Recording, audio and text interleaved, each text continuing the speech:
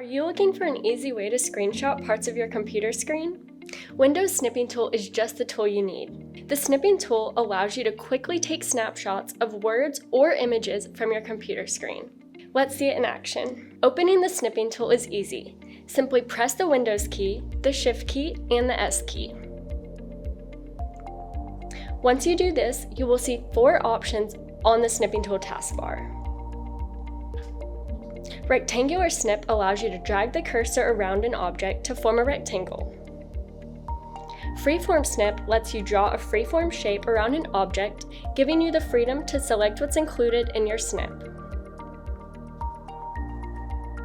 Window snip lets you select a window, such as an individual dialog box, that you want to capture and isolate.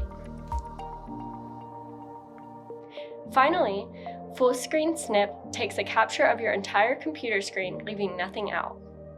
After you capture your snip, a window will pop up on the bottom of your screen where you are able to directly make changes, save your screenshot, and share. It's that easy. Make sure you try out the Snipping Tool next time you need a quick or specific screenshot on your computer.